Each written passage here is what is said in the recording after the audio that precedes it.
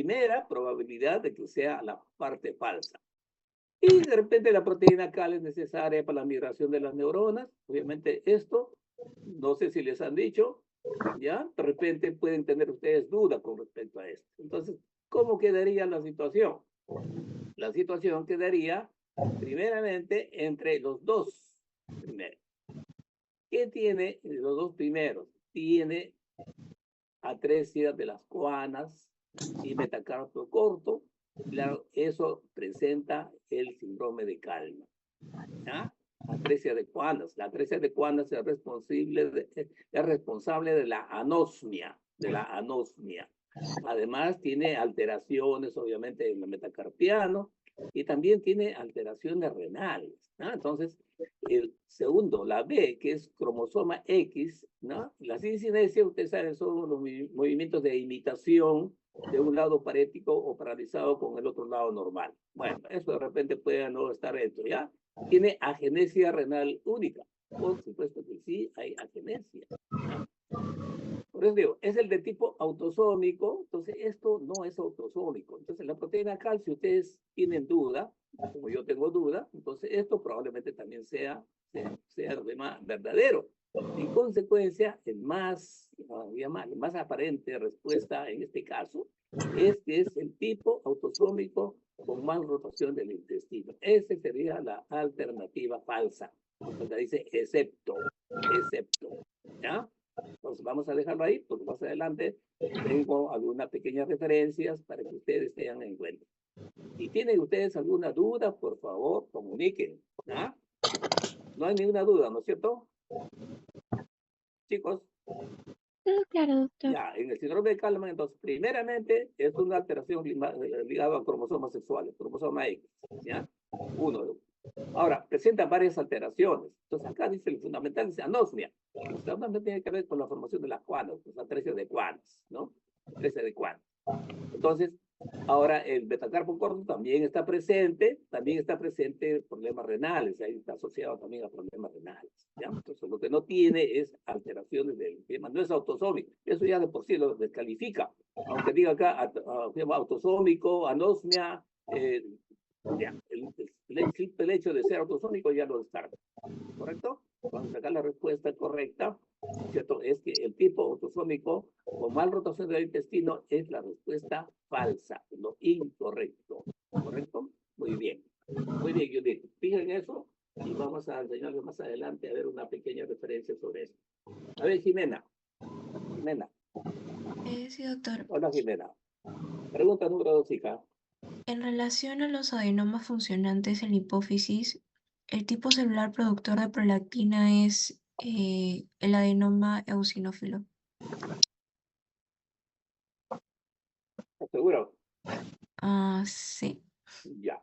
¿Qué dicen tus colegas? ¿Alguna duda con respecto a lo que dice Jimena? ¿Qué es un adenoma funcionante, Jimena? ¿Qué va a producir hormonas? Que produce un tumor que produce hormona de manera autónoma, ¿no es cierto?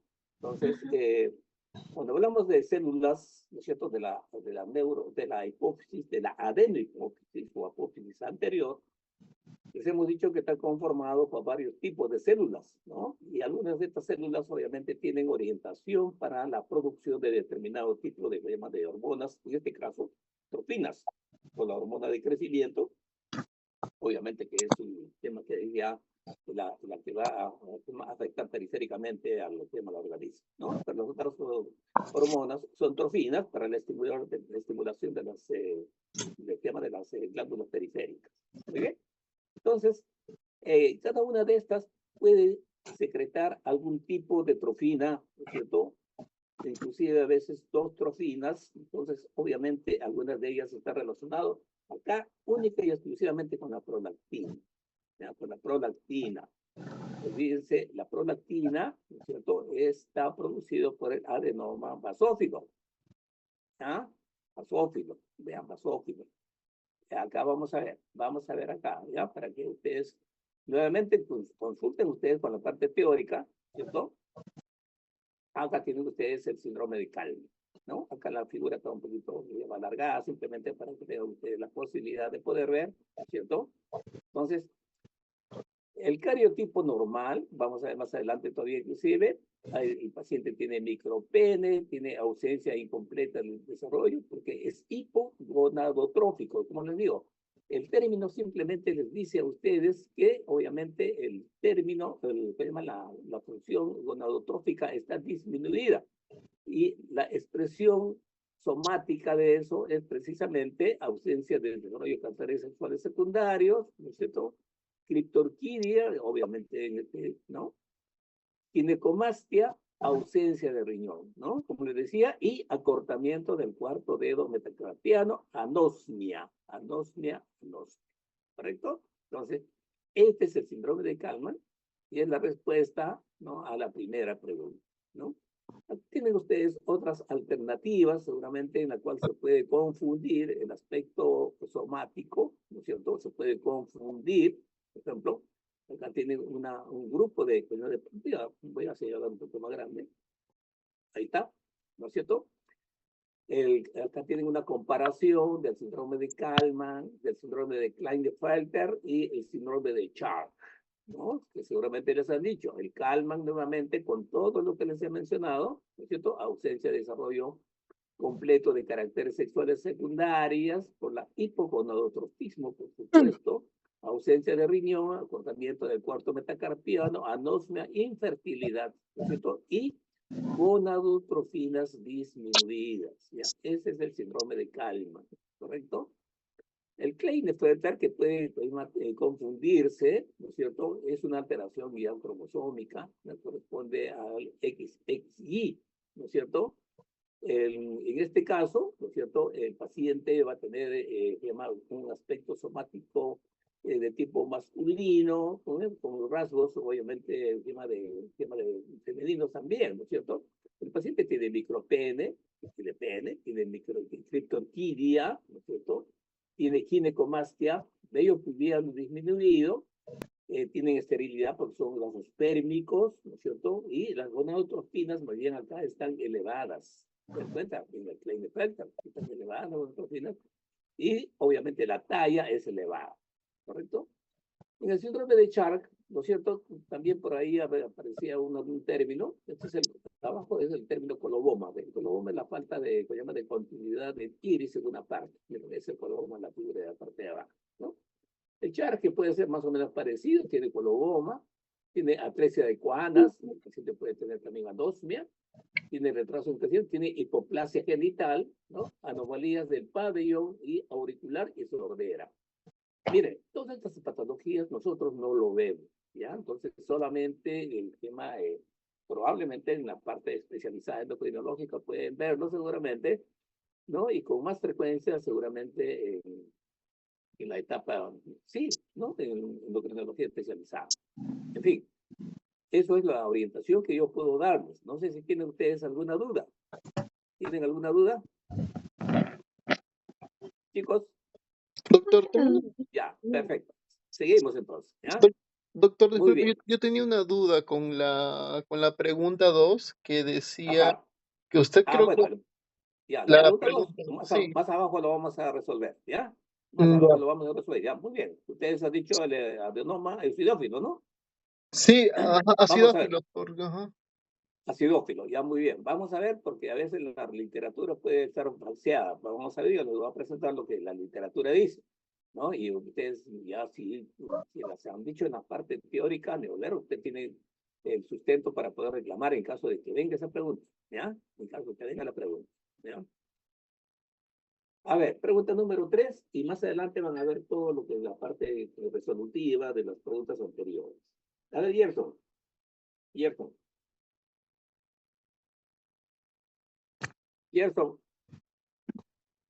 Sí, sobre la hiperprolactinemia en mujeres, conteste lo correcto. A. Hay galactorrea en el 20 a 30% de mujeres. B. Hay amenorrea. C. Hay esterilidad o fertilidad deficiente. Y D. Todas son verdaderas. Yo diría que D. Todas son verdaderas, doctor. hiperprolactinemia. Yo creo que esta pregunta es bastante fácil, ¿no? Es fácil, la respuesta que tú hablabas es la respuesta correcta, ¿no es cierto? La galactorrea está presente definitivamente, ¿no? Hay amenorrea precisamente por la galactorrea y todo esto obviamente frena o altera los periodos menstruales.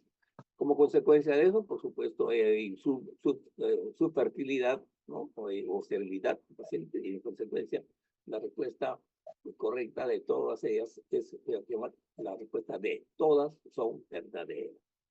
Muy bien, Gertrude. Muy bien, Gertrude. A ver, César. César. Sí, mujer de 37 años se presenta al consultorio de traumatología por deformación vertebral tipo cifosis, crecimiento de pies, además presenta ronquera, silorrea, hipertricosis, parestesias y neuralgias. Debemos sospechar de menopausia precoz, artrosis, adenoma somatotropo hipersecretor y síndrome de Cushing. ¿Qué me dices, César? Mm, deformación.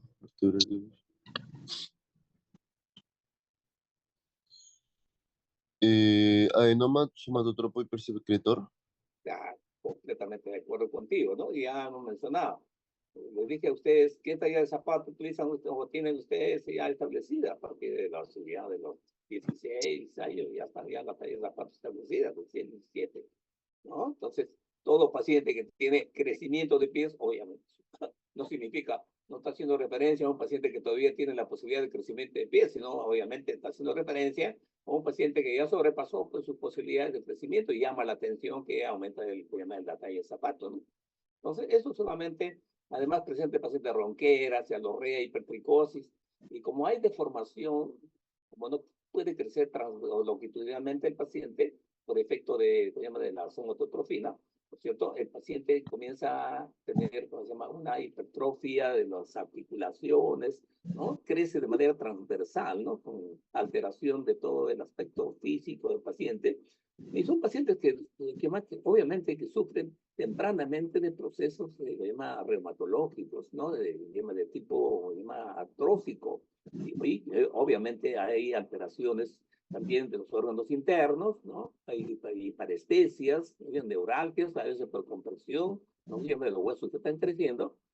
Y por supuesto, ¿no? No se trata, obviamente, de una menopausia precoz, ¿no es cierto? Aunque algunos rasgos podrían estar presentes, pero el crecimiento de pie definitivamente, pues, por más tema menopáusico que sea, definitivamente no hay crecimiento de pies. La artrosis, perfecto, pero un paciente con artrosis tiene el paciente artrosis, pero los demás problemas, los demás datos que se presentan, no tienen, pues, obviamente, respuesta con esta alternativa, no se puede cubrir todas las manifestaciones que tiene el paciente. Tiene el síndrome de Cushing, el paciente de Cushing puede tener algunas de las manifestaciones, si tiene problemas articulares, tiene deformación de la columna, puede tener, recuerden que tiene osteoporosis los pacientes, obviamente, pero tampoco no tienen pues aumento del crecimiento del pie. Yo creo que es clave el aumento del volumen del pie, ¿no es cierto? La ronquera, que tampoco lo tiene el Cushing, ¿no es cierto? Entonces, la hipertricosis, sí, puede tener el Cushing, puede tener hipertricosis, ¿no es cierto? En consecuencia, el paciente tiene un adenoma somatotropo hipersecretor, ¿no? Entonces, ahí es aumento de la hormona de crecimiento en un paciente que ya ha superado, ¿no es cierto?, el tiempo o la edad para poder crecer longitudinalmente. Esa es la situación. Y acá tienen ustedes algunas orientación con respecto a las preguntas anteriores, ¿ya? Entonces, primero, la hiperprolactinemia. La hiperprolactinemia les he mencionado, ¿no es cierto? El paciente tiene alteraciones menstruales, ¿no? 20% tiene amenorrea. Ahora el porcentaje, pues obviamente puede ser variable, ¿no? Entonces acá hay una referencia del 20%, ¿no? Como consecuencia de eso, el paciente tiene pues alteraciones también de la fertilidad, ¿no? Tiene su fertilidad y anovulación. Obviamente una presentación llamativa es la presencia de galactorrea, ¿no es cierto? Con disminución de la libido, ¿no es cierto? Se sabe que durante la producción de leche por la presencia de la prolactina, obviamente se inhibe, obviamente, el otro eje para la producción de óvulos de manera apropiada y el paciente obviamente tiene alteración de la fertilidad. tiene hirsutismo, acné, puede tener osteopenia, ¿no es cierto? ¿No? En los varones la situación pues tiene una diferencia en relación con el sexo, también tienen dificultades para la fertilización, hay disminución del libido, impotencia, pérdida del vello pubiano, alteraciones óseas como la osteopenia, ¿no es cierto? Y puede tener presencia, aumento de volumen de las mamas, e inclusive el paciente llegar a tener una galactorrea, ¿no? Entonces, muy parecido, ¿no es cierto?, a lo que puede ocurrir en una mujer, obviamente, dejando de lado solamente las características propias del varón, ¿no? Esto se debe precisamente a un efecto de masa ocupante, que es un macroadenoma, ¿no? Obviamente, los síntomas asociados tendrán en relación con el tumor que está creciendo dentro del cerebro. El paciente va a tener cefaleas, pérdida de la audición, neuropatías craneales y disfunción de las otras hormonas. Recuerden ustedes lo que estuvieron en la charla sobre alteraciones de la hipófisis. Dijimos que la causa más frecuente de alteraciones hipofisiales son el crecimiento de los adenomas, ¿ya? Entonces, los adenomas, desde el punto de vista funcional, pueden ser no funcionales y adenomas funcionales, ¿no? Los adenomas no funcionales solamente se expresan sus molestias por crecimiento, ¿no es cierto?, sin ninguna modificación propia de la producción de hormonas. Más bien, este crecimiento va a comprometer las estructuras normales de la producción de las hormonas correspondientes y en consecuencia el paciente va a tener una disminución progresiva de todas las hormonas producidas en la adenohipófisis, ¿no? Y también le dije que ahí hay un rango, hay una tendencia temporal a la presentación de las deficiencias, ¿no? Entonces, cuando hay un adenoma no funcionante, primero se altera las gonadotrofinas. Entonces, el paciente va a tener alteraciones relacionadas con las gonadotrofinas, ¿cierto? Si la situación persiste, va a comenzar a haber una disminución de la producción de tirotrofinas. Y el paciente va a hacer, obviamente, un hipotiroidismo de tipo secundario. Y si la situación persiste, el paciente va a tener alteraciones del eje córtico suprarrenal, ¿no es cierto? Entonces, en última instancia, con el tiempo suficiente, el paciente hace un panhipopituitarismo. Eso como consecuencia simplemente de las alteraciones endocrinológicas. Por otro lado, le dije, el otro grupo de manifestaciones, en este caso, está en relación con un problema expansivo dentro de una caja craneana, ya por supuesto consolidada, ¿no? Como nosotros vemos con los pacientes ya mayores, ¿no es cierto? Entonces, en este caso, el crecimiento va a originar, por una parte, aumento de la presión intracraneana, que puede estar relacionado con cefaleas, inclusive alteraciones visuales, ¿no es cierto? Y el otro elemento interesante es que va a producir síndromes compresivos de estructuras vecinas, ¿no es cierto? Las estructuras vecinas que están cerca ¿no? a la zona de crecimiento, va a sufrir compresiones y eso ocurre fundamentalmente con el quiasma óptico, ¿no es cierto? Y puede comprometerse también el tercer, cuarto par, ¿no es cierto?, que está pasando por la hendidura estenoidal de manera lateral a la silla turca, ¿no? Esas son las situaciones que pueden estar involucradas, ¿no es cierto? Los síntomas que pueden estar involucrados con un crecimiento tumoral dentro de ellos. Al lado de ese problema de las adenomas no funcionantes, están los adenomas funcionantes, como se han presentado en una de las preguntas. En ese caso, lógicamente va a haber hiperfunción de una línea y disminución progresiva de las otras, ¿no es cierto? Además de los problemas de compresión, de los problemas de hipertensión endocriniana, ¿no? Entonces es fácil más o menos deducir los problemas que pueden presentarse. Acá tienen, en relación con la pregunta 4, los adenomas hipófisis, dicen que son neoplasias benignas originadas en las células de la adenohipófisis, es el tumor más frecuente, ¿no?, de la silla turca. 10 a 15% de las neoplasias intracraneales son adenomas hipoficiales, ¿no? También, otra característica son tumores de adultos, ¿cierto? una proporción muy pequeña, puede presentarse también obviamente en niños, ¿no? Y la clasificación que también les he mencionado, pueden ser funcionales, ¿no? En la cual está implicada la hiperproducción de un grupo, de un tipo de hormona, y los no funcionales, ¿no? Y no producen hormonas y solamente, ¿no? Se comportan como masas, ¿no? De crecimiento y desplazan las estructuras normales, ¿no? Y las células normales de la hipófisis, ¿no? También hay una clasificación seguramente que ustedes van a tener en cuenta, que los pacientes, ¿no? De acuerdo al tamaño del adenoma, hay microadenomas y llamados macroadenomas, ¿no? Entonces, por eso las manifestaciones clínicas pueden variar un poco. El microadenoma, pues, es una situación bastante pequeña. En ella seguramente va a predominar las alteraciones endocrinológicas, si es un adenoma funcionante. En cambio, los macroadenomas, obviamente, ya el efecto de masa seguramente va a estar ya presente, ¿no? Entonces, también los adenomas de hipófisis, también los funcionales se pueden clasificar de acuerdo a la hormona que producen, ¿ya? Y recuerden lo que se ha mencionado.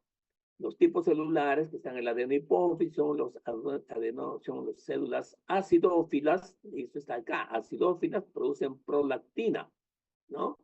TSH y gonadotrofinas. Los cromófagos producen hormona de crecimiento y TSH. Los basófilos producen ACTH y gonadotrofinas, ¿no? Entonces, la respuesta que dio su colega me parece adecuada, ¿no? Dijiste acidófilo, ¿no es cierto, Jefferson? ¿Cierto? Jimena dijo acidófilas. Sí. Acidófilos, ¿no es cierto? Perfecto. Entonces estamos ahí, ¿ya? Entonces, recuerden ustedes, entonces los acidófilos son los que están relacionados con la producción de prolactina, pero además pueden producir TSH y GH, ¿no? Con neutrofinas, ¿no? Los cromófagos, que es obviamente lo que tenemos la pregunta siguiente que hemos hecho, ¿no es cierto? Está en relación con la producción de hormona de crecimiento, ¿no? Pero la hormona de crecimiento también puede ser producida por los acidófilos, ¿ya? ¿No? Entonces, esa es la situación. En cuanto a las clasificaciones patológicas de los adenomas hipofisiarios, tienen en el lado derecho, ¿no es cierto?, algunas características, bueno, que no vamos a seguir insistiendo porque tiene relación con lo que ya dijimos anteriormente. Acá tienen ustedes la que se llama la hiperproducción de los pacientes que tienen adenomas cromófagos con un aumento de producción de la hormona de crecimiento, ¿no? Entonces, dos situaciones que les he mencionado, ¿cierto? Se presenta antes de, no, antes de determinar la posibilidad de crecimiento, o sea, en los niños, ¿no es cierto? Cuando todavía están libres sus discos de crecimiento, el paciente va a tener un crecimiento longitudinal, que es el gigantismo, pero cuando el paciente ya dejó de crecer, de los 18, 20 años, el paciente ya no puede crecer longitudinalmente y altera todo su figura corporal, ¿no? Entonces, miren ustedes, los rasgos son bastante más marcados, obviamente, hay deformaciones articulares, y eso, pues, puede producir síndromes compresivos, especialmente compresiones a veces de algunos nervios, puede producir deformidad de las articulaciones, y el paciente sufre artrosis, etcétera, etcétera. También hay visceromegalia, ¿no? Y también el agrandamiento de la nariz, y todos los rasgos definitivamente están tremendamente alterados, ¿no? Esa es la situación. Muy bien. A ver, César. César. Sí, paciente de 38 años con cuadro caracterizado por astenia, alteraciones neuromusculares, hipotensión arterial ortostática, pigmentación piel y mucosas. El laboratorio se encuentra hipernatremia, hiponatremia, hiperpotasemia, señala lo correcto. Todo y después comienza A es hipocortisonismo periférico, B hipoaldosteronismo, C hipoandrogenismo y D insuficiencia suprarrenal secundaria. Como hay hipotensión arterial ortostática y también encontramos hiponatremia, Yo pensaría hipoaldosteronismo. Hipoaldosteronismo. Ya. Ujú.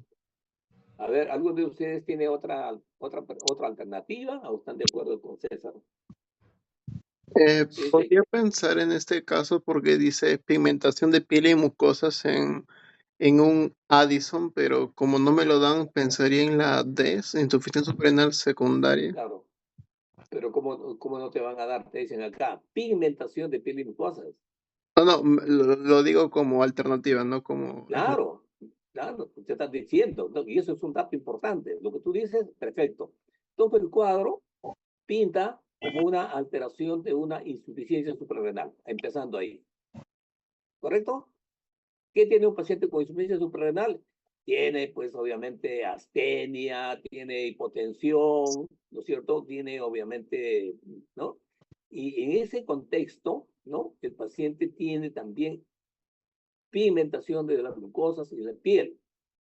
¿Cómo se produce, desde el punto de vista endocrinológico, la pigmentación de la piel y las mucosas? ¿Qué tiene que ver ahí? ¿Qué hormona? Si hay regulación hormonal o no hay regulación hormonal La para pigmentar estimulante de melanocitos. el estimulante de melanocitos, ¿no? Que tiene una estructura muy parecida al ACTH. Entonces, si este paciente tiene un ACTH, se supone que el ACTH que tiene una función parecida a la MCH, a la melanina estimulante, ¿no? Significa que este paciente tiene una hiperproducción de ACTH. En consecuencia, ¿no es cierto? Si este paciente tiene hiperproducción de ACTH, significa que periféricamente, ¿no es cierto? Lo que llama la corteza suprarrenal no está produciendo, ¿no es cierto? En consecuencia, esto sería, obviamente, ¿no es cierto? En este caso, si el paciente tiene hiperpigmentación, sería un hipo o una insuficiencia suprarrenal, ya no periférica, ¿no es cierto? O periférica, ¿no? Insuficiencia renal periférica, hipocorticismo periférico. Porque en el hipocorticismo periférico, como hemos mencionado, la que está fallando es la corteza suprarrenal, ¿correcto? Como esta corteza suprarrenal está dañada, entonces la respuesta del organismo es el aumento de la producción de ACTH. Y como el ACTH tiene un efecto parecido a la MSH, el paciente se va a hiperpigmentar, ¿no es cierto? Entonces, esa es la respuesta. ¿Por qué no es hipoaldosteronismo? Claro, en el hipoaldosteronismo puede haber hiponatremia, nadie les dice nada de eso, pero no hay pigmentación, porque la regulación de la producción de aldosterona es diferente, no tiene nada que ver con el ACTH. La regulación de la aldosterona es diferente. Claro que las hormonas que se produce como consecuencia del ACTH, ¿no es cierto? Tiene algo de efecto de aldosterona, pero la aldosterona, la regulación de la aldosterona, ¿no? Es completamente independiente del ACTH, ¿ya? Entonces, por eso los pacientes pueden tener insuficiencia suprarrenal, ¿no es cierto? Entonces, pero de alguna manera mantener, de alguna manera, se llama el equilibrio mineral más o menos dentro de un rango determinado, ¿ya? Hay hipoandrogenismo, supuesto el hipoandrogenismo, perfecto, ¿cierto? Pero no tiene por qué haber hiperpigmentación, pues. En cambio, insuficiencia suprarrenal secundaria, el paciente tiene insuficiencia renal, pero no puede ser secundaria, porque si fuera secundaria, más bien habría una disminución de la CTH, ¿cierto? Entonces, en consecuencia, ¿no? La respuesta acá, el paciente tiene un hipocorticismo periférico, ¿ya? Entonces, hay lesión de la corteza suprarrenal o de las suprarrenales de alguna naturaleza. ¿Tienen alguna duda? Chicos. Jimena, No, Juliet. no, doctor. Perfecto, te he explicado, ¿no es cierto? Muy bien, muy bien. Volvamos con Juliet. Juliet, más adelante les voy a explicar nuevamente con esquemas. Juliet, Doctor. pregunta número 6. Ya. Ya. Relaciona las columnas A y B según corresponda. A. Hiperfunción suprarrenal cortical. B. Feocromocitoma. C. Fuente de ACTH ectópico. D. Cushing y iatrogénico. Ya. Cushing iatrogénico, creo que es con uso de corticoides. Ya, uso de corticoides, ni hablar, eso ya es, ¿no? El Cushing iatrogénico es lo que más vemos nosotros. Muy bien. Mm, El, el, feo, el feocromocitoma, creo que es una hipersecreción medular suprarrenal. Mm, Hiperfunción suprarrenal cortical. No, hipersecreción medular suprarrenal. Ya, Mm, La hiperfunción suprarrenal cortical es de carcinoma medular de la tiroides. hiperfunción suprarrenal cortical. Mm, ¿Con qué lo relacionas? Con Con el, hipersecreción medular, con hipersecreción de ACTH hipofisiario. A ver, vamos a resolver y te vamos a... Mira, hiperfunción suprarrenal cortical. Y la hiperfunción cortical suprarrenal puede estar asociado a hipersecreción de ACTH hipofisiario.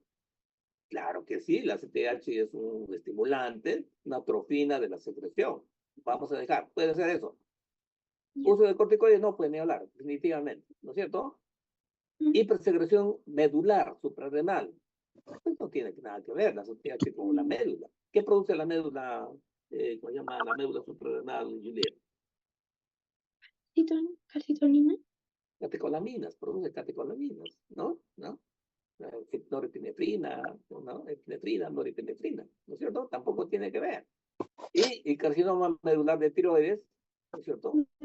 Obviamente eso es una producción ectópica, es decir, fuente de ACTH ectópico, ¿no es cierto? Entonces la hiperfunción suprarrenal cortical está relacionado con la hipersecreción de ACTH hipofisiario. El feocromocitoma, ¿cierto? Hipersecreción de la médula suprarrenal, ¿no? Porque son los encargados de producir catecolaminas, ¿no? Fuente de ACTH ectópico, lo único que te queda es el carcinoma medular de tiroides, ¿cierto? Y el Cushing iatrogénico, el uso de corticoides. Muy bien, ¿tienen alguna duda? Queda claro. Perfecto, ¿no? Está bien. Acá tienen ustedes, acá para que vean ustedes que la aldosterona no tiene nada que ver, ¿no? Lo que pasa es que la aldosterona, pues a veces uno se confunda porque el origen o la fuente de producción es lo que es la glándula suprarrenal, ¿no? Entonces, pero cuando se produce hipoaldosteronismo, miren ustedes, ¿no es cierto? Entonces, hay varias formas de presentación. Uno de ellos, precisamente, puede producirse por un estímulo insuficiente por parte de la renina. ¿Ya? Entonces, el elemento fundamental que regula la producción de aldosterona es la renina, ¿ya? Entonces, en la nefropatía diabética, por ejemplo, pueden ver esto, ¿no?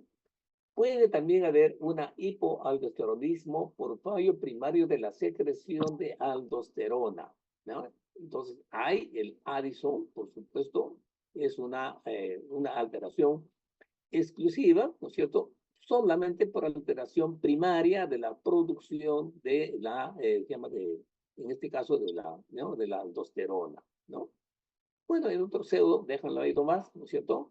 La molestia que puede presentar el paciente son calambres, debilidad muscular y, por supuesto, el aspecto de tipo electrolítico. El paciente tiene una disminución, ¿no es cierto?, del sodio, y como el sodio va ligado al potasio, ¿no es cierto?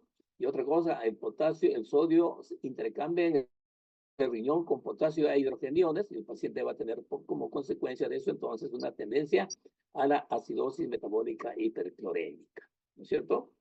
En el lado derecho tienen ustedes los síntomas que puede presentar el paciente: debilidad muscular, alteraciones electrocardiográficos por la alteración del potasio, ¿no es cierto? Hay hipertensión diastólica, recuerden ustedes que es una de las causas de hipertensión endocrinológica, ¿no es cierto? Cefalea, poliuria, nicturia, hipertrofia ventricular izquierda como consecuencia de la hipertensión, ¿ya? Acá están los mecanismos de regulación de la aldosterona, miren ustedes, ¿no? El mecanismo básico de la aldosterona es la producción de renina, ¿no? La renina. Entonces, obviamente, y la renina tiene que ver pues, con el aparato yuctaglomerular, ¿no es cierto?, que está regulando la presión de filtración, o la presión de perfusión del riñón, ¿no es cierto? Entonces, el elemento fundamental de la regulación del riñón es la renina, ¿no? La renina y sigue todo el proceso que ustedes siguen completo, ¿no? Hasta la transformación en angiotensina y aldosterona, ¿no? Y esa es la situación, ¿no? Entonces, obviamente, mucho tiene que ver, obviamente, la renina en este aspecto, ¿no es cierto?, en la regulación de la aldosterona. Por supuesto que cuando el paciente tiene una lesión cortical o una lesión de la glándula suprarrenal de manera completa, por supuesto se va a comprometer también la producción ¿no?, de aldosterona. En ese caso va a haber un compromiso total de esto, ¿no? Pero aisladamente puede haber, es decir, solamente una deficiencia de aldosterona nada más. Y eso es el síndrome de Cohn. Síndrome de Cohn, ¿no? Ahora, esta pregunta, yo no la tengo también muy precisa, porque son alteraciones de tipo, genéticas, ¿no es cierto? Que, la verdad, yo no tengo la posibilidad de darles una orientación, pero seguramente les han hecho en la parte teórica. Y no sería raro que les pongan ustedes, ¿no es cierto?, una pregunta relacionada. Vamos a ver, vamos a tratar de explicarles a ver de eso. A ver, Jimena, ¿qué te parece la pregunta 7? Paciente con talla baja, retardo mental, anosmia e ictiosis. Debemos pensar en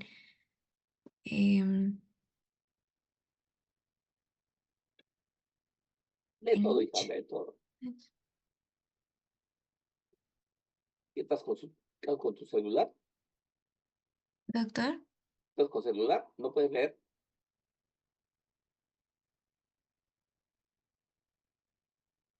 Jimena, ¿no puedes leer las alternativas? Sí, disculpe, no lo había Lee, entendido. quítate, lee todas las alternativas y después ya veremos si podemos contestar. Ok. A, el síndrome de Prader-Willi. El B, síndrome Lawrence-Bardet-Bitt. C, síndrome de Kalman. D, síndrome de Lynch. Y E, síndrome de Marshall. ¿Mm? ¿Les han hecho eso en la parte teórica?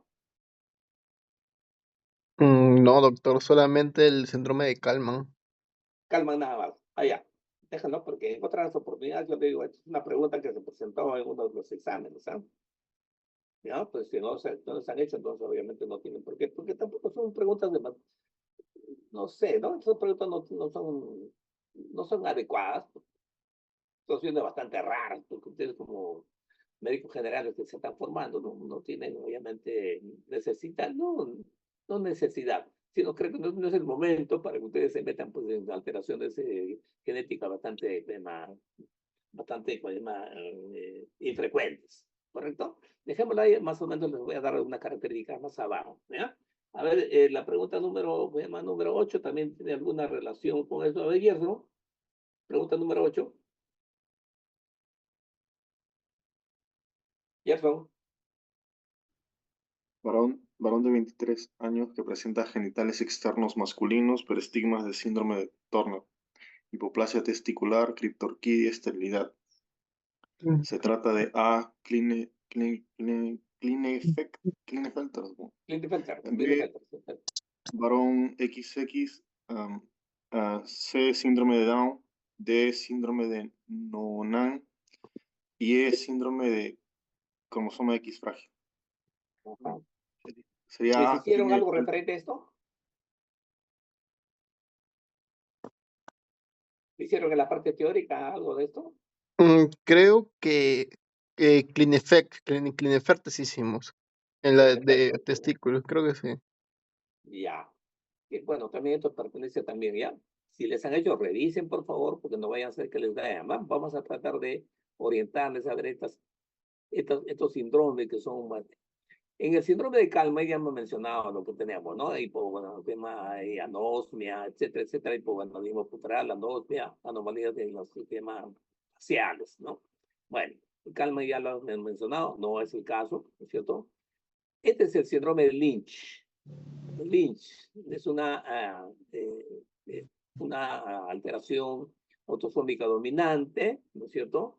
Entonces, en el síndrome de Lynch, ¿no es cierto? Hay una serie de criterios, ¿no es cierto?, para hacer el diagnóstico, ¿no es cierto? Vamos a darles algunas características que podemos encontrar. Este es el síndrome de Lynch. Miren ustedes acá, dice el síndrome de Lynch es un trastorno autosómico, perdón, dominante, en el que el paciente tiene varias mutaciones genéticas, ¿no es cierto? Y tiene, esto es lo interesante, en el síndrome de Lynch está relacionado con un alto riesgo de desarrollo de cáncer colorectal. ¿Ya? Esa es la alteración que tiene este paciente, no tiene otras alteraciones.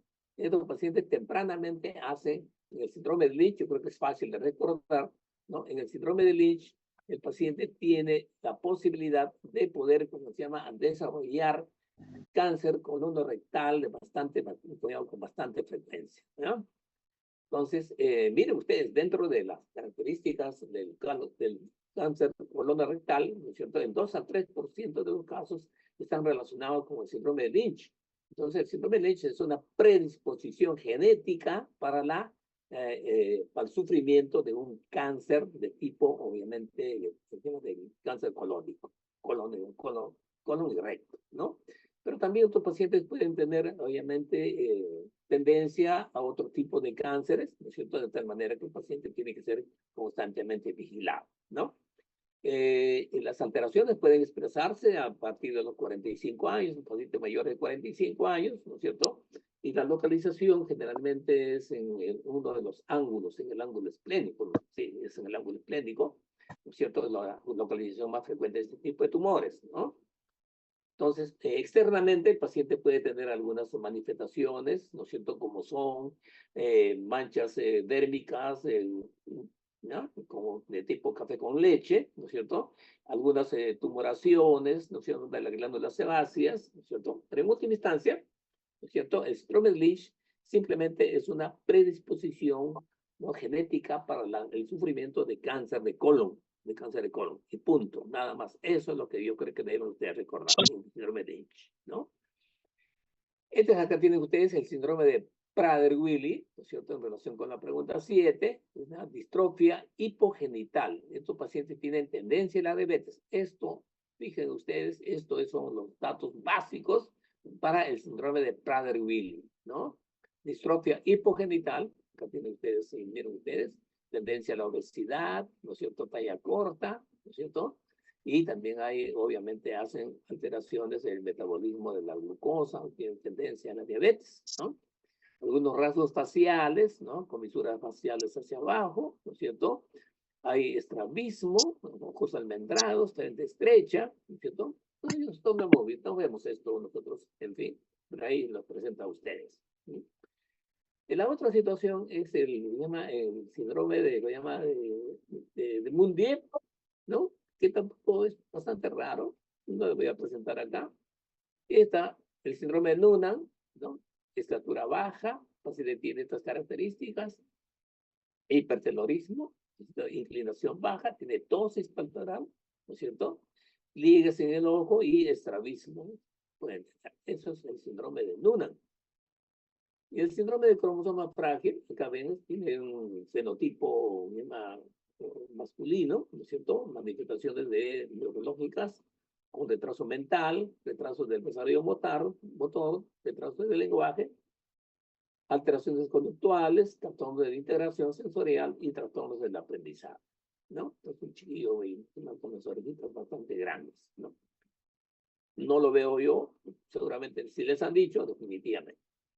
Este es en relación con la pregunta 8. La pregunta 8, la respuesta es: el paciente tiene el síndrome XX, ¿no? El síndrome para un XX, ¿no? Acá tienen ustedes la figura, ¿no?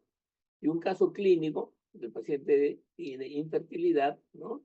El nacimiento no tuvo ningún problema, ¿no es cierto?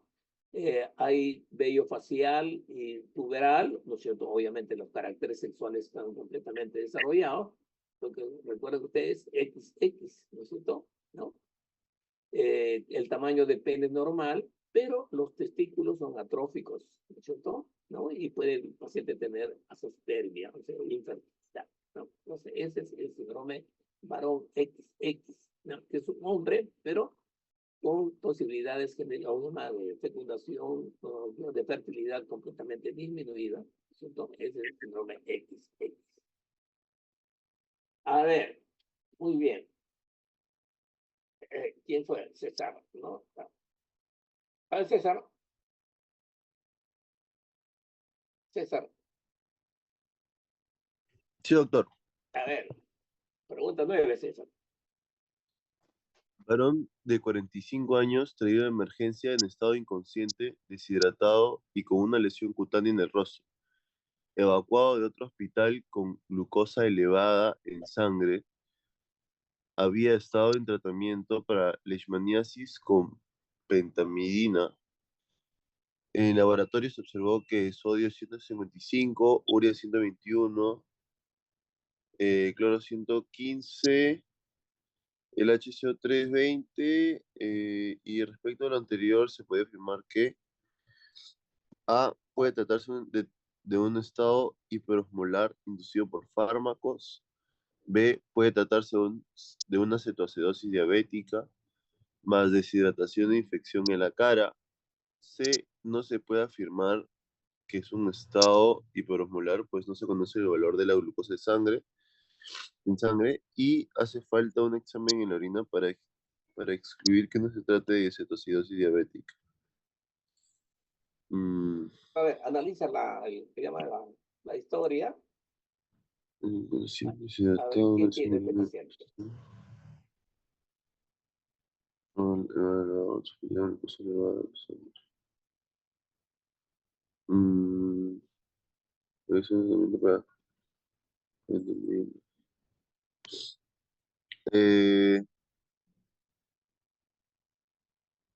Yo pienso Ya, que podría ser la A o la D. la A o la D. eh, Ya, sí, perfecto. sí, sí, sí. La A o la D. ¿Puedes, se llama, sustentar un poco? Sí, es que, por ejemplo, para la nueva, al decirme que ha venido de otro hospital con glucosa elevada en sangre, si pero me tiene que dar el laboratorio, ¿no? Aunque ya me está dando el Claro, laboratorio, así es. pero también me está diciendo que ha estado en tratamiento para la leishmaniasis con pentamidina. Ujú. Entonces, yo puedo pensar que es un estado hipermolar por inducción por fármacos, pero Ya, también pensaría que, o sea, hace falta un examen de orina, ¿no? Para ya, ver que no sea una cetoacidosis diabética porque decía que venía de glucosa elevada en sangre, pero ya. necesito medir la glucosa. Muy bien, César. Me parece que tu razonamiento es adecuado y vamos a precisar algunas cosas. Primeramente, ¿el Gracias. paciente es diabético? ¿Sí o no? Empezando por ahí. Sí, Eh, sí, ¿Qué dice? Sí, ¿no es cierto? Paciente que tiene, no será una diabetes clásica, sino podemos decir de repente es un síndrome hiperglicémico, si ustedes quieren, ¿no? Pues, siempre pensando en lo más grande y después poco a poco, porque la diabetes en sí es una alteración, si bien es cierto relacionado con la glucosa, pero es una entidad ya con nombre y apellido. Pero la glucosa elevada puede encontrarse en una serie de procesos. En el Cushing pueden encontrar hiperglicemia. En el hipertiroidismo pueden encontrar hiperglicemia, ¿no es cierto? Entonces, inclusive se llama en la acromegalia, ustedes saben perfectamente que se puede encontrar también. O sea, el síndrome hiperglicémico puede estar asociado a un sinnúmero de, de posibilidades. Pero, obviamente, hay algunas características que nos sirven para decir que el paciente es una diabetes mellitus, ¿no? Que es una diabetes, ¿no? Entonces, de repente, el paciente con una glucosa elevada, ¿no? Entre ellos puede ser tranquilamente un diabético, ¿no es cierto? O puede ser un síndrome hiperglicémico. Dejémoslo ahí. Perfecto. Ahora, independiente, si es un diabético, obviamente las alteraciones que pueden presentarse, desde el punto de vista clínico les he mencionado, puede presentarse simplemente con una alteración de descompensación de la diabetes, ¿no es cierto? O sea, que tenga manifestaciones clínicas de diabetes, ¿no es cierto? Y lo otro importante, que está en relación con la pregunta seguramente, es que puede haber una descompensación aguda. Yo les dije eso abajo, ¿no? Y cuando hablamos de descompensación aguda, ¿no? Dos formas importantes de descompensación aguda, ¿cierto? Es el síndrome cetoacidótico y el síndrome hiperosmolar, ¿correcto? ¿No? Esos son así en el panorama de la presentación de la, ¿no?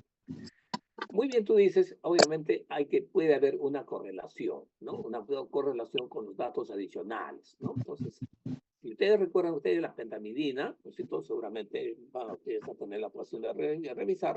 Es un fármaco que tiene tendencia a producir hiperglicemia. Tiene tendencia a producir hiperglicemia. Entonces, desde ese punto de vista, no todo el cuadro clínico de hiperglicemia puede estar relacionado con la terapéutica, puede estar relacionado con la terapia que está usando este paciente, con pentamidina, que sí es un efecto colateral que hay que tener en cuenta cuando se usa pentamidina. ¿Ah? Muy bien.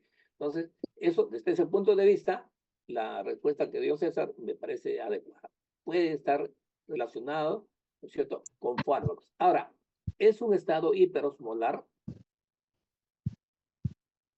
¿Es un estado hiperosmolar? Un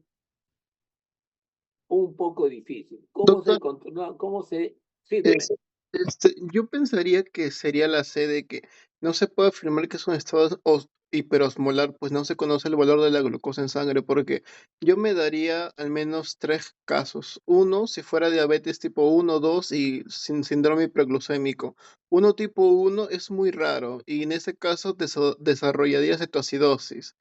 O más común. Tipo 2 sería con hiperosmolar, pero si jugamos con 1 y 2 en cetoacidosis, la glucosa en sí es más de 200 ya de por sí, pero en un estado hiperosmolar es más de 600. Y a mí me están diciendo glucosa elevada en sangre, o sea, no me están dando un valor específico como para yo definir un cuadro u otro, pero suponiendo que es un cuadro típico de diabetes, porque dice, para 45 años es esto, o me da el caso de que es con la pentamina, que es un síndrome hiperglucémico, yo me iría por la C, porque al menos el estado hiperosmolar la definición de más de 600 de glucosa. Y Muy cuando me bien, muy dicen bien. glucosa elevada en sangre, no me da un valor tan específico como para decir, ah, ya tiene este estado, así que me iría por la C. Así es. Muy bien, completamente de acuerdo contigo. Por eso te decía, ¿no? Entonces, la A, por supuesto, el cuadro hiperglicémico está relacionado con fármacos, en este caso, puede ser tranquilamente, pero es un estado hiperosmolar. Y todo muy bien lo que tú dices, muy bien. Para calcular la osmolaridad necesitamos una determinación del nivel de glucosa. Está elevada. Bueno, elevada puede ser pues 100, 180, 200, y eso no es un estado hiperosmolar, ¿no? Entonces, lógicamente, entonces la pregunta A, si bien es cierto, una parte puede ser cierta, la otra obviamente no tiene el sustento porque no hay una determinación de glucosa como tú muy bien dices. Bien, perfecto. Dice B, puede tratarse de una cetoacidosis diabética más deshidratación e infección de la cara, ¿no? Pero cetoacidosis, obviamente, ¿cuáles son los criterios de cetoacidosis? Alteración del pH, alteración y determinación de cuerpos cetónicos. ¿Ve? Y recuerden eso, nuevamente revisen también eso en la parte teórica que les han dicho. Ya es necesario que haya un nivel determinado de cuerpos cetónicos. O sea, puede haber un poquito de cuerpos cetónicos en algunos pacientes, pero no necesariamente son alteraciones de encuentro de cetoacidosis. La cetoacidosis tiene que haber un nivel determinado, ¿correcto? Tiene que haber también, obviamente, cuerpos cetónicos en orina. Y tiene que haber también una alteración del pH, porque acá no te dice definitivamente. Entonces, puede tratarse de una situación diabética, puede tratarse, pero yo no tengo criterios para poder decir si este paciente tiene una cetoacidosis, ¿no? Que está deshidratado, sí, y que tiene una infección en la cara. Lógico, la infección, obviamente, cualquier tipo de infección puede descompensar esto, ¿no? Pero no tengo los datos fundamentales para decir que este paciente tiene una cetoacidosis diabética, ¿correcto? La pregunta, la alternativa C, ¿no es cierto? Vamos a dejarla porque el razonamiento que has hecho me parece muy adecuado, ¿no es cierto? Entonces, la alternativa D dice, hace falta el examen de orina para excluir que no se trate de una cetoacidosis diabética. Entonces, la cetoacidosis diabética o los cuerpos de orina no es el único, pues, ¿no es cierto? Y en consecuencia, la respuesta adecuada de este paciente es que no se puede afirmar que es un estado hiperosmolar, pues no se conoce el valor de la glucosa en sangre, ¿no? Esa es la respuesta. Muy bien. Muy bien, eso. Has hecho un razonamiento adecuado y esto debe hacerse así, ¿no? Porque de otra manera, fácilmente uno puede confundir las preguntas, ¿correcto? Acá tienen ustedes algunas características del coma hiperosmolar, ¿no es cierto? Que ha parecido lenta, progresiva, y hemos mencionado los dos tipos de diabetes. Diabetes tipo 1, que es obviamente la antigua diabetes juvenil, versus la diabetes tipo 2 del adulto, ¿no es cierto? El tipo 2 obviamente es un cuadro de lenta progresiva producción. El paciente puede estar andando con cosas de 300, 350 y está andando caminando normal el paciente, ¿no? Entonces, eso no ocurre en el paciente que tiene diabetes tipo 1. El paciente con diabetes tipo 1 que tiene 300 de esto, seguramente ya está haciendo ya una cetoacidosis, ¿no? Por eso el diabético tipo 1 se llama diabetes también inestable, mientras el tema de la diabetes tipo 2 se llama diabetes estable, porque el paciente diabetes tipo 2 tiene tendencia a ser síndrome hiperosmolar. El paciente con diabetes tipo 1 tiene tendencia a hacer cetoacidosis, ¿no? Entonces, esa es la situación. Dígame, el hiperosmolar, por su misma característica, entonces predomina pues la pérdida de líquido, ¿no? Entonces, acá estamos hablando de glicemia que están por encima de 500, 600. Entonces, los pacientes tienen una poliuria tremenda, ¿cierto? Polidipsia, pueden tener dolor abdominal, deshidratación intensa que puede comprometer el compartimiento intravascular, puede haber hipotensión, taquicardia, etcétera, ¿no es cierto? Y el compromiso del estado de conciencia es progresivo, ¿no? Entonces, esta es la situación y, por supuesto, siempre buscar un factor de descompensación. El factor de descompensación más frecuente es la que está relacionado con la presencia de un cuadro de estrés, generalmente un estrés de tipo infeccioso, estrés físico, ¿no? Infeccioso generalmente, ¿no? No hay respiración de Guzmán, que no tiene nuestro paciente, y el olor típico, que tampoco no es categórico, el tema del aliento a tema a manzanas, ¿no es cierto? Pero la respiración de Guzmán asociado con alteración ácido-base no está presente en este paciente, ¿correcto? ¿Sí bien? Muy bien, acá hay otra pregunta que yo creo que va a merecer algún tipo de razonamiento. A ver, vamos a dar la posibilidad pues, a Iván, que se presenta un poco tarde. A ver, Iván. Iván. Sí, doctor, buenos días. Paciente con antecedente de diabetes mellitus tipo 1, de 15 años de evolución, es traído por familiares por trastorno del estado de conciencia. Además, refieren orinas fétidas. Al examen neurológico Babinski bilateral, usted podría afirmar la siguiente excepto: A, que la infección urinaria lo descompensó, produciéndole hiperglicemia. B, que ingirió su hipoglucemiante orales y no comió, lo que le ocasionó hipoglicemia. C, que la infección urinaria lo descompensó, produciéndole cetoacidosis. D, que las variaciones de la glicemia le han podido ocasionar una encefalopatía tóxico-metabólica. E, podía no tener alterado su equilibrio ácido-base. Mm. ¿Qué te parece la razón tranquilamente, igual que tu colega anterior?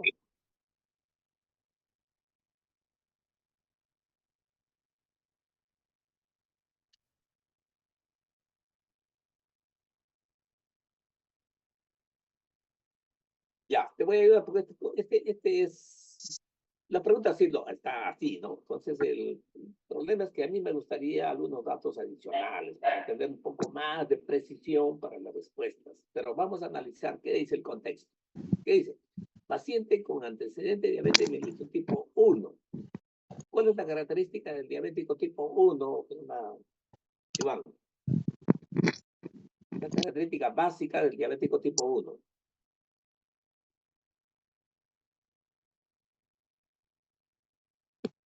Hola. A ver, cualquiera de ustedes, ayude a Iván. ¿Cuál es la característica básica del paciente diabético tipo 1? Es un insulino dependiente. Así es que no produce insulina. Ese es el problema. Y como les he mencionado, como no produce insulina este paciente, ¿no? Se llama también diabetes lábil. Y los pacientes, como les digo, tienen tendencia a hacer cetoacidosis cuando se descompensan. ¿Correcto? ¿No? Y entonces, ese es el cuadro clínico de este paciente. 15 años, inclusive la edad, le dice a ustedes que el diabético, antes se decía diabetes de tipo juvenil. ¿Ya? Entonces, no interesa. Lo que significa es de que el paciente necesita insulina para controlar su diabetes, definitivamente, ¿no? Que lo traen los familiares por trastorno del estado de conciencia, ¿no? Entonces, cuando un paciente de este tipo tiene trastorno del estado de conciencia, puede caer en los dos problemas, ¿no es cierto? Puede caer en estado de hiperglicemia, debido, como les digo, es un paciente lábil, el tipo de diabetes lábil, ¿no? Entonces hace un desorden de tipo, se llama, de un problema de tipo, se llama, celocidótico, y el paciente puede tener al estado de trastorno del estado de conciencia. Pero también hay que tener en cuenta que los pacientes que utilizan insulina y si no tienen alguna relación bastante estrecha con la alimentación, el paciente puede hacer también cuadros de hipoglicemia, ¿no? Entonces, frente a un problema de esta naturaleza, el compromiso del estado de conciencia en un diabético tipo 1, el paciente puede haberse ido a los dos extremos, o se ha ido a una alteración hacia arriba con una cetoacidosis, una descompensación aguda, o el paciente se ha ido hacia abajo, ¿cierto? Por una hipoglicemia, de repente por una falta de correlación entre la insulina y la alimentación que tiene que tener el paciente, ¿no? Ahora, el paciente que tiene estas condiciones, ¿no? Tiene obviamente orinas fétidas, ¿no? Entonces, la presencia de orinas fétidas puede hacer alusión a que el paciente tiene un cuadro infeccioso, puede ser un cuadro infeccioso, ¿no? Pero además, el paciente tiene, ¿no es cierto?, en el examen neurológico tiene Babinski bilateral, ¿no? Entonces, ahora, si nosotros estamos pensando que este paciente que es diabético puede estar en un estado de hiperglicemia o puede estar en un estado de hipoglicemia, ¿cuál de esos cuadros podría estar en relación con este Babinski? ¿Qué es el Babinski empezando? ¿Qué es el Babinski, Iván? Iván. Cuando los dedos del pie se abren. Claro, es una respuesta anormal a la estimulación plantar por desorden de la neurona motora superior, ¿no? Ese es el Babinski. Entonces, es una expresión de una ¿no? Hiperreflexia patológica. Ese es el Babinski bilateral, ¿correcto? Entonces, podemos nosotros decir, es un sujeto joven, ¿no? De 15 años, así que obviamente no es mayor ni nada productivo para pensar que puede estar asociado a otro cuadro. Todos estos síntomas están asociados con su desorden de tipo metabólico, ¿correcto? Entonces, un paciente que tiene hiperglicemia, un paciente que tiene hipoglicemia, ¿quién está en el problema con mayor posibilidad de desarrollar un estado de un estado de hiperreflexia, como en este caso? ¿El hiperglicémico o el hipoglicémico? ¿Qué dices? Cualquiera de ustedes cuatro. El hipo. El hipo, pues, el hipoglicemia, ¿no? Recuerden ustedes que la hipoglicemia, inclusive, siendo suficiente grande, puede dar síndrome convulsivo. El paciente puede tener convulsión por hipoglicemia, ¿no? Hay hiperactividad, el paciente está con una descarga de tipo adrenérgica, el paciente está sudoroso, el paciente está pálido, el paciente puede estar ansioso cuando todavía le permite su estado de conciencia mantener, ¿no? Y el paciente puede tener este tipo de excitabilidad tremenda de esto, ¿no? Entonces, este paciente funciona más, si viendo un diabético tipo esto, obviamente funciona como un síndrome de tipo hipoglicémico. Y yo les entiendo a ustedes, chicos, que no pueden hacer esto porque faltan muchos datos acá. Si yo les pongo a este paciente que está sudoroso, que está pálido, entonces ya, pues están haciendo un síndrome hipoglicémico, ¿no? Entonces acá les han puesto una trampa, pues, es una trampa. Yo solamente estoy deduciendo la respuesta simplemente por este hallazgo neurológico, que es Babinski bilateral, ¿no? Y Babinski, ustedes saben perfectamente, es una expresión de una hiperreflexia, en este caso una hiperreflexia de tipo patológica, ¿no es cierto? Está en relación con alteraciones de la neurona motora superior. Pero como tiene Babinski bilateral, pues si fuera un problema neurológico, este paciente tendría pues, una lesión bilateral de ambos lados, de ambos hemisferios, ¿no? Entonces, lo cual, 15 años, no tiene. Si yo te pongo un paciente de 75 años, entonces ya la cosa comienza de repente a tener otro tipo de orientación, ¿no? Entonces, este paciente dice que la infección urinaria lo descompensó produciendo una hiperglicemia. Puede ser, yo les he mencionado, frente a cualquier tipo de estrés, obviamente el diabético se descompensa y puede ser tranquilamente hiperglicemia, puede ser el mayor hiperosmolaridad o el paciente tipo 1, puede ser una cetoacidosis, ni hablar, que ingirió sus hipoglicemiantes orales y no comió, ¿no es cierto? También me parece más oportuno, ¿no es cierto? Dejemos el otro, a ver, que la infección urinaria lo descompensó produciendo cetoacidosis. No tenemos parámetros para cetoacidosis. Puede presentarse, pero no hay ningún parámetro de cetoacidosis. La cetoacidosis no se produce, también discriminatoria no se produce, ¿no es cierto? Que las variaciones de la glicemia no le han podido ocasionar una encefalopatía tóxico-metabólica. Bueno, esta parte de la respuesta pues, es bastante traicionera, ¿no? El paciente tiene una hipoglicemia que produce una encefalopatía tóxica, por supuesto que sí, no tóxica, ¿no? Metabólica sí, pero tóxica no, ¿no? De repente por eso, ¿no? Podría no tener alteración, podría no tener alterado su equilibrio ácido básico, pero no tenemos ningún parámetro para afirmar una u otra cosa, ¿no? Entonces, lo más parecido, lo más adecuado a esta respuesta es que el paciente está haciendo un síndrome de tipo hipoglicémico, ¿ya? Y acá tienen ustedes, obviamente, los factores Pero tengo una de pregunta. Ahí no la respuesta de la anterior no sería la A, porque me están pidiendo que sea excepto. La 10, la 10. Me está pidiendo excepto. O sea, hiperglicemia. excepto. Tiene razón. La A no. Excepto. Ajá. Claro.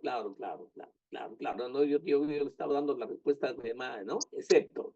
Bueno, excepto. A ver, que la infección urinaria lo descompensó produciendo la hiperglicemia. Puede ser. Que ingirió sus hipoglicemiantes orales y no comió cuando contiene hipoglicemia, también. Que la infección urinaria lo descompensó produciendo cetoacidosis, ¿no? Que las variaciones de la glicemia le han podido ocasionar una encefalopatía tóxico-metabólica, ¿no? Podría no tener alterado el equilibrio ácido básico. Sí, tiene razón, ¿eh? Prácticamente yo lo estaba evaluando desde este punto de vista, ¿no? Sí, pues, tiene razón, ¿no?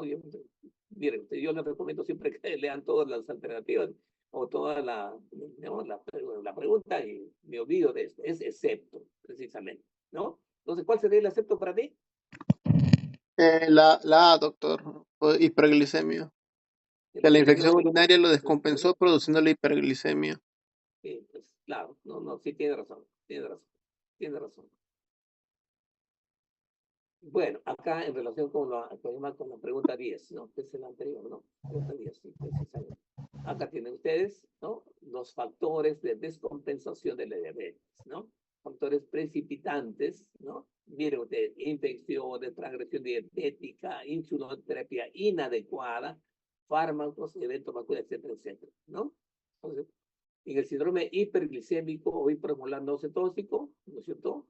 Las mismas cosas, obviamente, pero con algunas características propias de este tipo de problemas. Así que yo creo que no hay mayor, no sé, me parece que si tengo un problema,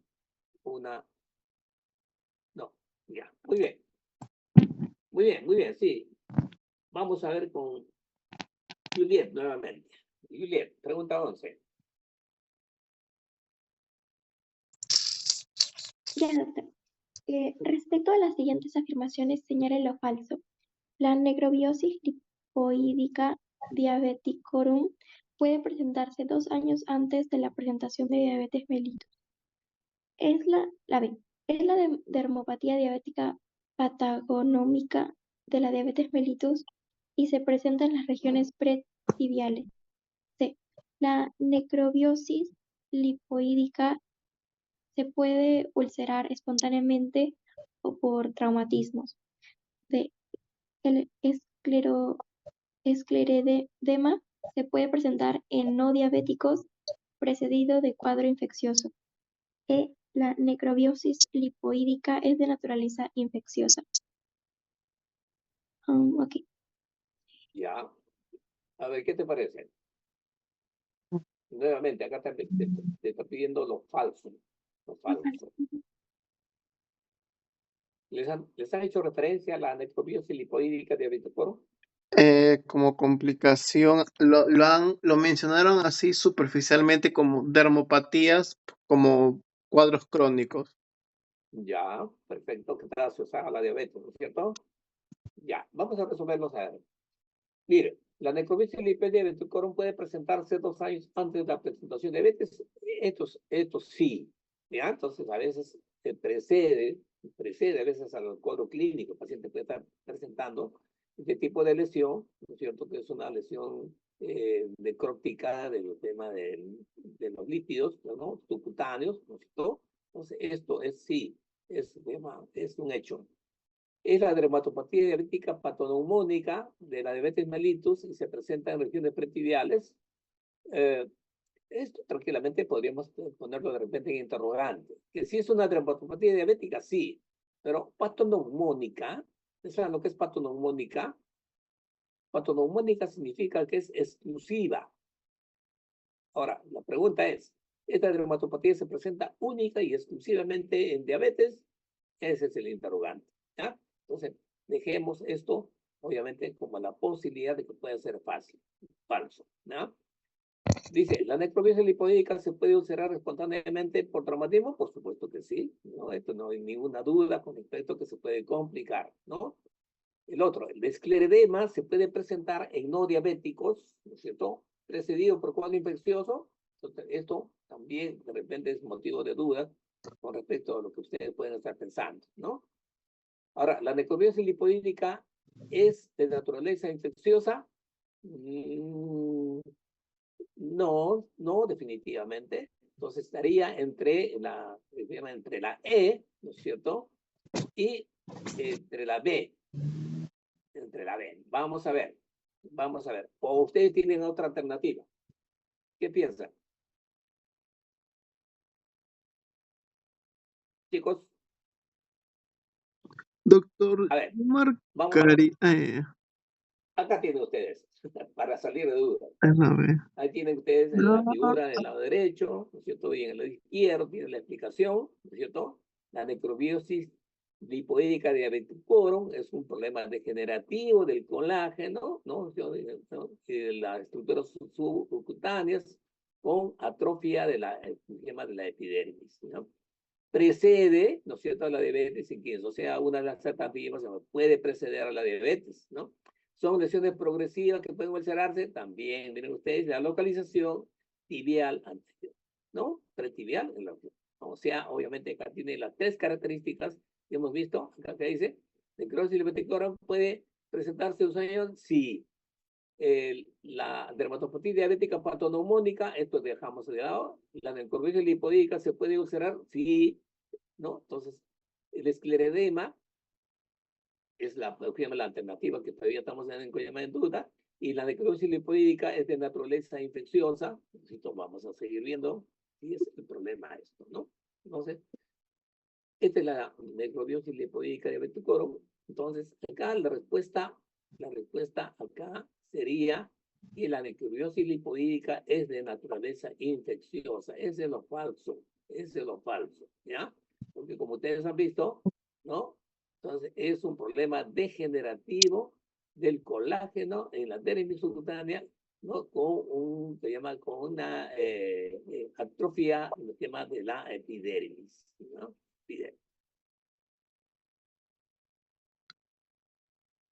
Muy bien. Pregunta número 12. A ver, nuevamente damos vuelta al terreno. A ver, Jimena.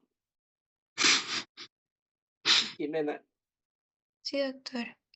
Sobre el hipoparatiroidismo, marque lo incorrecto. A.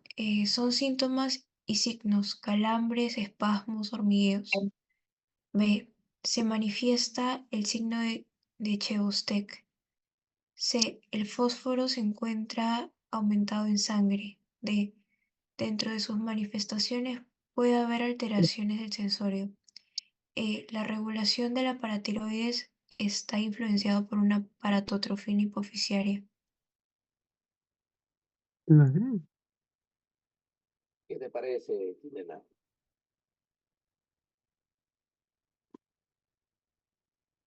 Mm,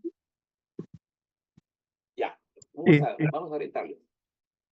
Hipoparatiroidismo. ¿Qué produce la paratiroides? Para tu hormona. La Paratormona. paratormona. ¿Qué función tiene la paratormona? Aumenta calcio. Ya. Y dijimos que el sangre. calcio funciona unido al fósforo, ¿no es cierto? Ujú. Ya. Entonces acá dice el hipoparatiroidismo. Entonces, ¿qué habría en el hipoparatiroidismo? Desde el punto de vista de la regulación del calcio y del fósforo. ¿Cómo estaría el calcio en el Calcitonemia. hipoparatiroidismo? ¿Ah? Calcitonemia.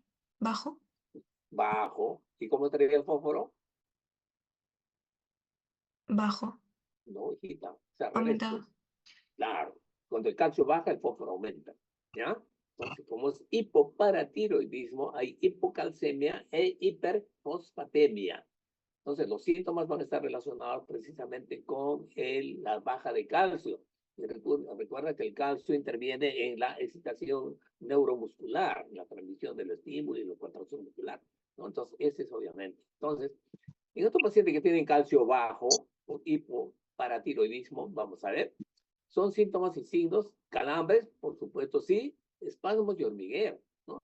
Recuerda que un tipo de espasmo es el espasmo carpopedal, ¿no? Ese es el signo de Trousseau, ¿no? Y otra manifestación es el signo de Chebostek, ¿no? ¿Recuerdan ustedes el signo de Trousseau, espasmo carpopedal, y el signo de Chebostek son manifestaciones de hipocalcemia, ¿no? Muy bien, entonces acá tienen las dos manifestaciones que son correctas, ¿no? Desde el punto de vista, ¿cierto?, de la hipocalcemia. El fósforo se encuentra aumentado en sangre, ya les dijimos. Si el calcio baja, el fósforo aumenta. Entonces, eso también obviamente es correcto, ¿no? Dentro de sus manifestaciones puede haber alteraciones sensoriales, por supuesto que sí, ¿no? Puede haber, ¿no? Alteraciones sensoriales, por supuesto. Y finalmente dice, la regulación de la paratiroides está influenciada por una paratotrofina hipoficial. Que yo recuerde que yo haya leído que hay una paratotrofina y dentro de lo que hemos hecho la revisión de de las glándulas pituitarias, no hemos encontrado una paratotrofina. ¿O ustedes han encontrado una paratotrofina? No, ¿no es cierto? ¿O sí? ¿Qué dice el grupo? No, ¿Hay una No hay, pues, paratotrofina, por lo menos hasta este momento demostrada, no hay, ¿no? Entonces, esto, obviamente, porque la regulación del calcio también tiene otro mecanismo, ¿ya? Que van a ver ustedes. Y la regulación del calcio prácticamente es muy semejante a la regulación de la insulina, ¿no? La insulina está regulada única y exclusivamente por la propia célula beta, ¿no? Y acá también parece, da la impresión que la única que regula, ¿no?, los niveles de calcio es la propia, la propia glándula, ¿no? ¿no? el calcitriol. El calcitriol es otra cosa paralela, ¿no? Es paralelo, ¿no? Entonces, obviamente, en la regulación del calcio, tienen ustedes la vitamina D y tienen ustedes, obviamente, la paratotrofina. Son los dos que intervienen en la regulación, ¿no? Entonces, recuerden ustedes que también, precisamente, en el paciente que tiene falla renal, ¿no es cierto?, no puede convertir la vitamina D de activa e inactiva. Entonces, en consecuencia, una característica del paciente con falla renal es una hipocalcemia, ¿no? Y frente a esta hipocalcemia, el organismo responde produciendo un aumento de la producción de paratotrofina, ¿no es cierto? Es una forma de un hiperparatiroidismo, en este caso secundario, ¿no? Entonces, en este caso dice, dentro de las manipulaciones puede haber alteraciones sensoriales, listo. Entonces, la alternativa E es la que yo creo que está en duda. No hay una paratotrofina, por lo menos demostrada en este momento, ¿no? La otra pregunta también está relacionada con alteraciones cromosómicas, pero vamos a resolver primero este problema de la esto, ¿no? Entonces, a ver, ¿qué tengo otro? A ver, vamos a tratar de resolver este otro problema que también ahí no lo veo con frecuencia yo, y vamos a ver qué nos dice Gerson. Gerson, pregunta Paciente acude, 13. paciente acude por presentar cuadro de infertilidad, fenotipo femenino y cariotipo XY. El cuadro que presenta pertenece a la disgenesia del tipo síndrome XXY síndrome XXX, síndrome de feminización testicular y síndrome adrenogenital A y C.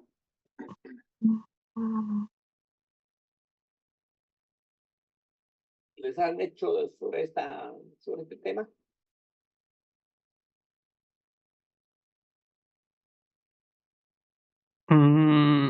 Creo que no. No les han hecho. Ya, vamos a ver.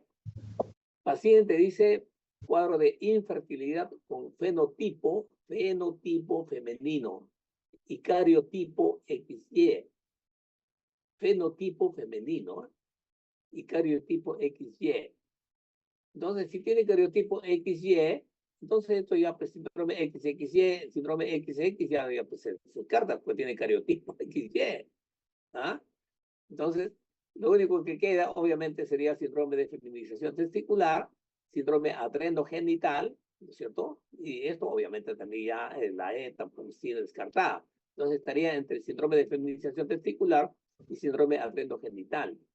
Pero para adrenogenital, acá el paciente no tiene nada, pues, no tiene nada, definitivamente. Entonces, este paciente tendría un síndrome de feminización testicular, ¿ya? Entonces, fenotipo femenino, ¿no? Y cariotipo XY. XY es el cariotipo del varón, pero el aspecto físico de este paciente es femenino. Entonces, por eso es un síndrome de feminización testicular. ¿Ah? Yo creo que está más fácil esta pregunta. Y acá tienen ustedes acá el síndrome de feminización testicular. Miren, ustedes tienen un aspecto femenino, ¿no es cierto? Entonces, bueno, tiene comastia, ¿no? Pero el paciente tiene clitorquidia, tiene testículos pero no han descendido, una bolsa escrotal vacía, unos genitales de tipo femenino, aparentemente, ¿no es cierto? ¿No? Y el problema que tiene este paciente es esto, síndrome de feminización testicular. El síndrome triple de la triple X, acá tienen ustedes, la triple X, solamente para referencia, es la hiperhembra, pues, ¿no? Entonces,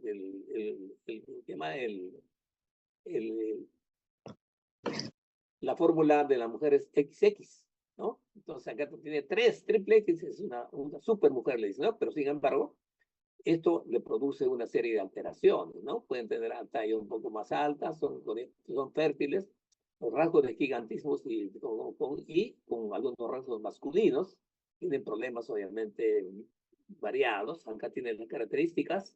Las niñas con triple X no tienen signos o síntomas, algunas de ellas pueden ser más altas, pueden ser estériles, ¿no? Sufren problemas mentales de comportamiento, problemas de lenguaje, del habla, ¿no es cierto?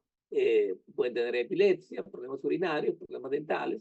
Yo no he visto estos casos definitivamente, así que yo presento lo que la literatura dice, ¿no? Este es el síndrome de Klinefelter.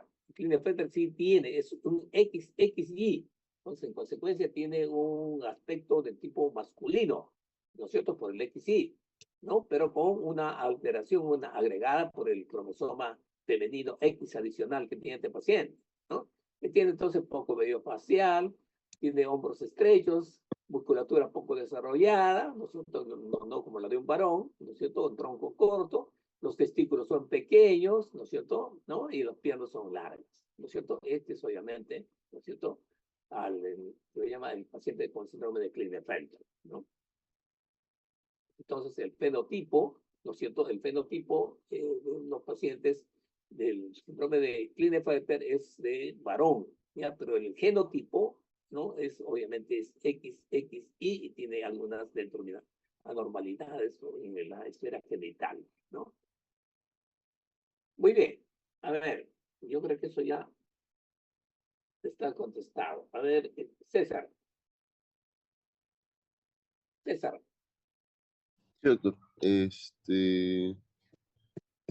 En el hiperparatiroidismo primario están presentes, excepto A, poliuria, B, cálculos renales, C, fuerza muscular conservada, D, trastornos funcionales del sistema nervioso central y E, manifestaciones digestivas. Excepto la fuerza muscular conservada.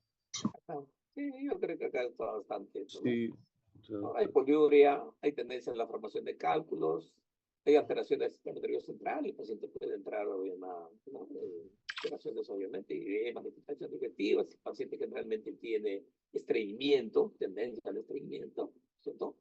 Muy bien César. A ver, Iván, otra pregunta también me parece que tiene correlación para darles una explicación más adelante. Pregunta 15, Iván. ¿Cuál de los síntomas o signos señalados no se presenta en la hipercalcemia? 12 a 13 miligramos por decilitro. A, anorexia, B, taquicardia, C, confusión mental, D, estreñimiento y E, poliuria. Eh, No, tremendo. ¿Cómo se mental ya? Taquicardia puede ser poliuria y andarme con el estreñimiento. Pregunta también es con trampa, ¿no? Porque mira, los pacientes pueden presentar una serie de manifestaciones, no necesariamente es una característica de eso. A ver, no se presenta en la hipercalcemia, no se presenta en la hipercalcemia, ¿ya? Anorexia, taquicardia, poliuria. Miren ustedes, fácilmente. El paciente tiene poliuria, definitivamente, ¿ya? El paciente que tiene hipercalcemia tiene poliuria. Y si tiene poliuria, obviamente podrán tener taquicardia. Ahí empezando. La otra situación que hemos mencionado tiene problemas de tipo digestivo, tendencia al estreñimiento. O sea, el paciente tiene poliuria, tiene estreñimiento, ¿no? Y puede tener taquicardia. Entonces está entre confusión mental y anorexia. Confusión mental podría tener, ¿ya? Anorexia me parece que no. No, me parece que no. Vamos a ver, acá dice, síndrome de hiperparatiroidismo. En el sistema óseo, dolor, fracturas. En el riñón, neuropatía obstructiva por la posibilidad de la generación de cálculos. Gastrointestinal, estreñimiento. Tendencia a la formación de úlcera péptica, con más frecuencia pancreatitis, cálculos biliares.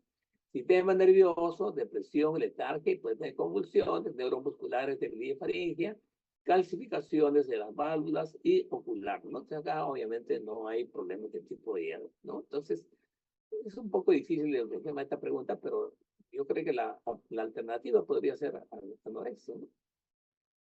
No queda otra cosa, no queda otra cosa. Taquicardia, como le digo, como consecuencia de la deshidratación, porque deshidratación sí hay deshidratación, ¿no? Óseo, dolor, ¿no? Cardiovasculares, no sé, calcificación de válvulas, debilidad, fatiga, etc. Una pregunta que tiene algunas trampas para poder resolver. A ver.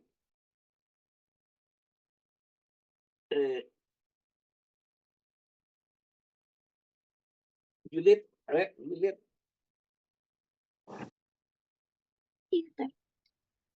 Mujer de 66 años acude de emergencia en estado de coma. Su duración de la presión arterial 180/100, frecuencia cardíaca 140 por minuto, presenta palidez de piel y mucosas. Tratamiento habitual, propanolol y antidiabéticos orales cada 12 horas. Antecedentes, cirrosis hepática. Su cuadro probable es coma por cetoacidosis diabética, coma por enfermedad cerebrovascular hemorrágica, coma hepático, coma hipoglucémico o coma medicamentoso neurodepresor. Bueno, yo descartaría coma hepático, la verdad. Coma hepático y también coma neurodepresor. No creo que tenga relación. Bueno, tiene antecedentes de cirrosis hepática, pero no creo que tenga que ver con eso. Si te dice que es tiene. Ya, toma antidiabéticos orales. Podría ser por cetoacidosis, no. Podría ser un coma hipoglucémico. Muy bien, muy bien. Es un coma hipoglicémico ya por las características que le hemos mencionado anteriormente, ¿no? Siempre que andamos frente a un paciente mayor, con alteraciones del estado de conciencia, ¿no? Y diabético, hay que pensar, ¿no? Que el paciente puede tener una decompensación metabólica, puede tener una lesión asociada, el paciente mayor hay que ver, ¿no es cierto? Puede tener un ACV, qué sé yo, ¿no es cierto? Entonces, además este paciente tiene cirrosis hepática. Y usted sabe perfectamente, el paciente con cirrosis hepática, su reserva de glucógeno está, pues, obviamente en el suelo, ¿no? Y además este paciente está recibiendo antidiabéticos orales, etcétera, etcétera. Y el paciente tiene, lo que se ha mencionado, tiene palidez de piel y mucosas, ¿no? Palidez de piel y mucosas, ¿no? Y en otra cosa, tiene sudoración, ¿no? Entonces acá tienen un síndrome, obviamente, se llama de hiperactividad, se llama simpática, ¿no? Entonces ocurre, obviamente, en el paciente que tiene hipoglicemia. Y encima este paciente está recibiendo propanolol y antidiabéticos orales. O sea, tiene todas las características para hacer un cuadro de tipo policemia. Una pobre reserva de glucógeno a nivel del hígado, ¿no es cierto? El propanolol que te altera definitivamente también en esto, y los antidiabéticos orales, ¿no es cierto? Que puede tranquilamente prolongar su efecto definitivamente en un paciente de esa naturaleza, ¿no? Y la otra es obviamente la presión tiene 180 con 100, que nos puede, pues, obviamente, de repente hacer pensar que el paciente tiene un ACV, ¿no? Pero es parte, obviamente, de la descarga enérgica de un paciente que tiene un problema hipoglucémico. Es un paciente que No. tiene coma hipoglucémico. ¿Ah? Muy bien. Pregunta número 17, Jimena. Jimena. La hiperglicemia provoca daños a nivel molecular y sistémico, excepto a nivel mitocondrial, la generación del peroxinitrito. B. La hiperglicemia inhibe la función del neutrófilo. C. La hiperglicemia produce daño endotelial. D. La hiperglicemia inhibe la respuesta inflamatoria. Y E. La hiperglicemia se asocia a la producción de trombosis. ¿Podría ser la A? Sí, porque todos los demás producen, ¿no es cierto? Ujú. Inhibe la función del neutrófilo, los pacientes tienen más tendencia a hacer cuadros de tipo infeccioso, la hiperglicemia endotelial, ni hablar, la aterosclerosis está acelerada en estos pacientes, la hiperglicemia inhibe la respuesta inflamatoria, por supuesto, tendencia a las infecciones del paciente no puede, ¿no es cierto? Y la hiperglicemia se asocia a cuadros de trombosis, por supuesto que sí, ¿no? A nivel mitocondrial, no, solamente esto podría estar relacionado con el EC. Muy bien, acá tienen ustedes el diagnóstico diferencial de la hiperglicemia y la hipoglucemia en relación con lo que hemos mencionado en una de las preguntas, ¿no? En el síndrome de hiperglicemia, entonces debilidad, somnolencia, visión borrosa, pérdida ceguera de piel, intensidad de sed, poliuria, dolor abdominal, etcétera, etcétera, ¿no? En la hipoglicemia, miren ustedes, temblores, somnolencia, visión borrosa, transpiración fría, palidez de piel y mucosa, nerviosismo, cambios de humor, incoordinación motora, inconsciencia e inclusive convulsiones, ¿no? Entonces acá yo creo que está fácil la diferenciación entre una y otra, ¿no? Muy bien. A ver.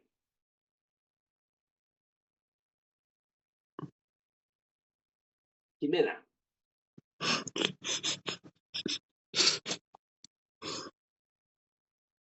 Jimena, ¿ya contestaste? Sí, doctor. De nuevo la 18. Sí, la 18. Es otra pregunta. Señale lo falso en los siguientes enunciados. A. Un nódulo tiroideo doloroso a la palpación es muy probable que sea maligno. B. El riesgo de malignidad de un nódulo tiroideo en el niño es mayor que en el adulto medio. C. El mejor examen para detectar patología nodular tiroidea es la ecografía. D. Enfermedad de Graves, la imagen gamagráfica muestra una hipercaptación difusa. Y E. El nódulo tiroideo maligno es por lo común gamagráficamente un nódulo frío. Sería la E. Ya, ya. ¿Hay otra alternativa de ustedes? Ya, porque te están pidiendo lo falso. O sea, lo falso para ti es el nódulo tiroideo maligno, es por lo común gamagráficamente un nódulo frío, ¿no? ¿Es lo falso? Ah, También estoy yendo con la B. te cuento, Jimena. En el estudio gamagráfico, ¿no es cierto? Cuando se hace el estudio con yodo radioactivo, y se evalúan los nódulos, ¿no es cierto? Un nódulo que es funcional, capta tremendamente. ¿ya? Y por eso se llaman nódulos calientes. Los que no captan, obviamente se llaman nódulos fríos, ¿no? Y gamográficamente tú vas a ver nódulo caliente, lo ves rojo, lo ves ahí en la imagen que te proporciona, ¿no? Eso significa que está captando tremendamente. Ahora, si bien es cierto, los nódulos malignos pueden ser hiperfuncionantes, pero es obviamente raro, es raro. Generalmente los nódulos malignos son hipofuncionantes. Raramente puede existir un cáncer hiperfuncional. ¿Ya? Ese es un tema que me llama de inicio. Entonces, los siguientes enunciados te están pidiendo que señales lo falso. Un nódulo tiroideo doloroso de la palpación es muy probable que sea maligno. No. Miren, yo les he mencionado que dentro de las patologías en tiroides existen cuadros de tipo también inflamatorio, que son la tiroiditis, ¿no? Entonces estaba en la clase de tiroides, ¿no? Y yo les he mencionado eso. Entonces, una diferencia de un nódulo maligno, de un nódulo inflamatorio, es precisamente la sensibilidad. ¿Ya? Nódulo maligno generalmente es no doloroso y con todas las características que ustedes saben, ¿no? Consistencia incrementada, superficie irregular, ¿no es cierto? En cambio, un problema de tipo inflamatorio, el nódulo generalmente es de superficie lisa, ¿no? Bastante sensible, no es duro, ¿no es cierto? Entonces, el nódulo tiroideo doloroso de la palpación es muy probable que sea maligno, eso es falso. Ya, de arranque, eso es lo falso. Vamos a analizar lo siguiente. El riesgo de malignidad de un nódulo tiroideo en el niño es mayor que en el adulto, por supuesto que sí. ¿Ya? Ustedes van a ver, ¿no es cierto?, que en el niño tiene mayor riesgo de un nódulo tiroideo sea maligno. El mejor examen para detectar patología nodular tiroidea es la ecografía. Eso es lo que van ustedes siempre, hacer una ecografía rápido y fácil, con eso se detecta rápidamente. Eso también es verdadero. La enfermedad de Graves, Basedow, la imagen gamográfica muestra una hipercaptación difusa. De eso también ustedes lo saben, eso es obviamente. El Graves se caracteriza por un bocio difuso hiperfuncionante asociado a una oftalmopatía, ¿no es cierto? Una oftalmopatía de tipo exoptalmo, ¿no? Exoptalmo, ¿cierto? Obviamente. Y finalmente la E dice, el nódulo tiroideo maligno es por lo común gráficamente, se llama gráficamente un nódulo frío. Eso también es verdadero. En consecuencia, la respuesta falsa, que es un nódulo tiroideo doloroso de palpación, es muy probablemente que sea maligno, eso es falso. ¿Ya? Los nódulos generalmente son no dolorosos, superficie dura, irregular. ¿Correcto? Y si hay un ganglio satélite, con más razón todavía. Muy bien. Más adelante va a haber alguna ampliación sobre esta respuesta.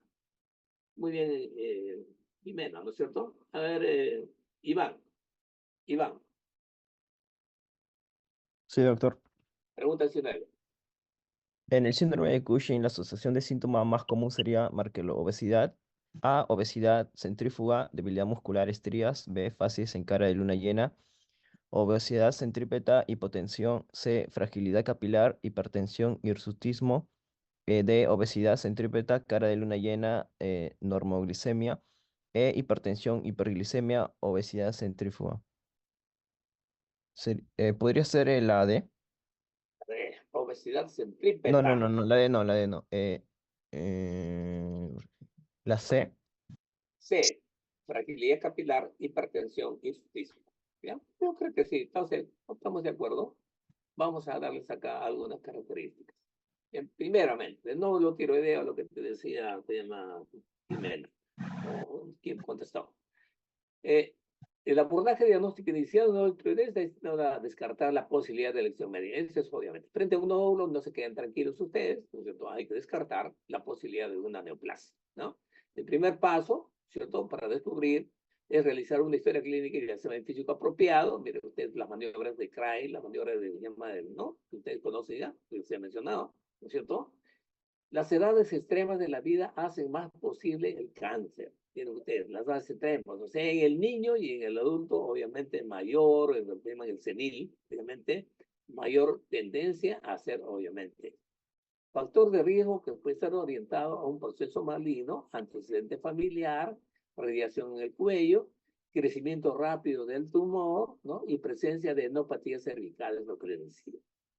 En la exploración física, miren ustedes acá, del lado derecho, el tamaño de alguna manera tiene importancia, la consistencia es pétrea, fijación a planos adyacentes profundos, si hay anomalías o adenopatías cervicales, mejor todavía, y puede haber síndromes compresivos, ¿no? Como para el cuerda bucal, ¿correcto? De cuerdas bucales, ¿no? Muy bien, yo creo que no tengo otro.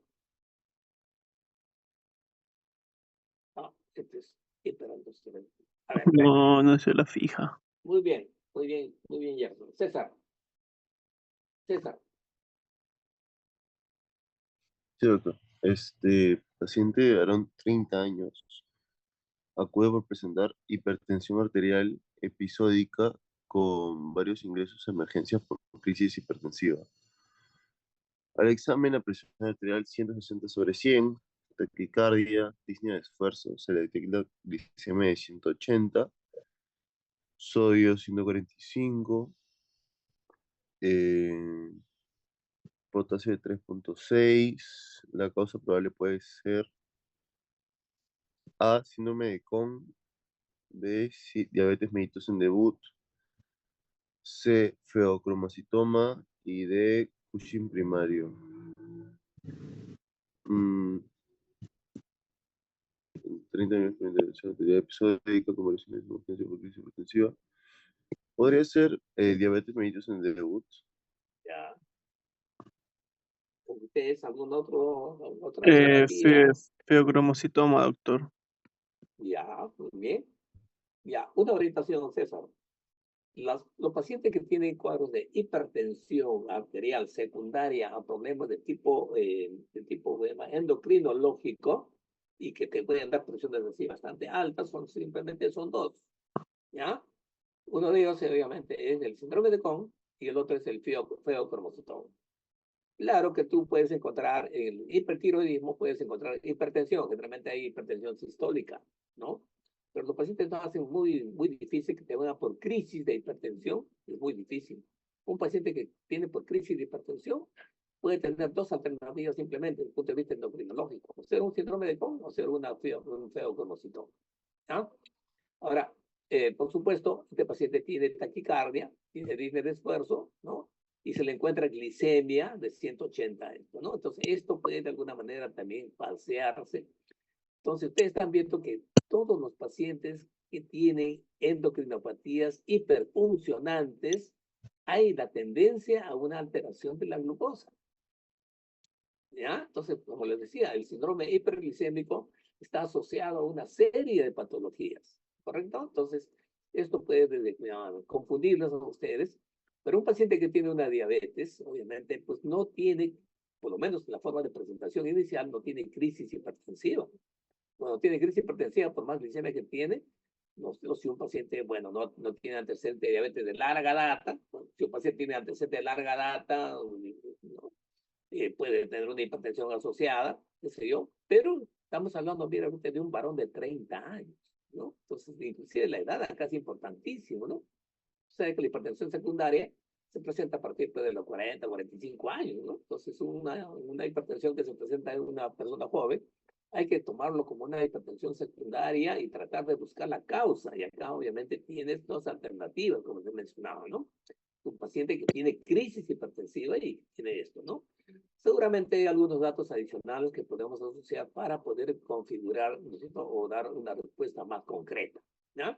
Entonces, pero yo creo que acá tranquilamente puede descartar el Cushing primario, ¿correcto?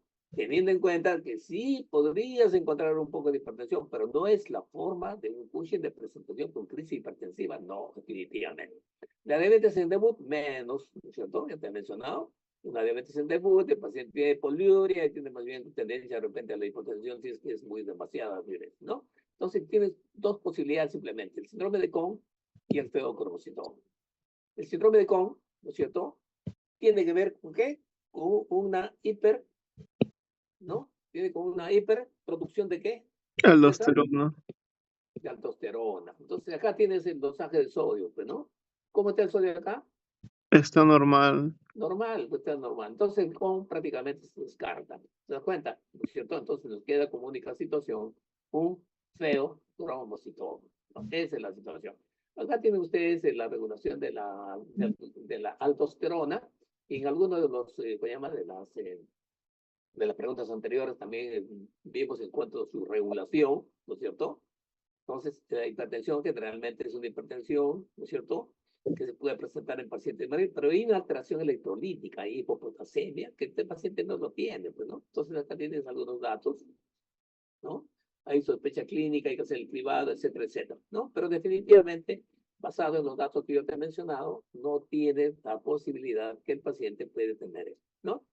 Entonces, acá tienes un cuadro para hacer la diferenciación de la hiperfunción suprarrenal primaria y secundaria, ¿no? Entonces, en la secundaria, ¿cierto? Hay hiperpigmentación, ¿no es cierto? Perdón, claro, no sé, acá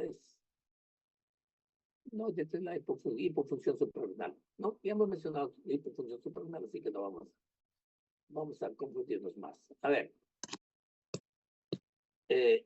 Y eso, César fue, ¿no? A ver, Iván. Iván. Sí, doctor. Mujer de 40 años acude por presentar trastornos menstruales, oligomenorrea, hipomenorrea, que termina en amenorrea desde hace 2 años. Disminución de la libido y eh, RS, que era dolorosos. Relaciones sexuales dolorosas. Relaciones sexuales dolorosas. Hace un año, cefalea temporo-occipital de intensidad progresiva y pérdida paulatina de la visión temporal. Al examen solo se halla moderado hipertrofia mamaria y disminución del vello axilar. Las hormonas prolactina y GH están en rango normal. La posibilidad diagnóstica sería A, síndrome de Sheehan; B, acromegalia; C, macroadenoma cromófobo; D, macroprolactinoma; E, Cushing secundario.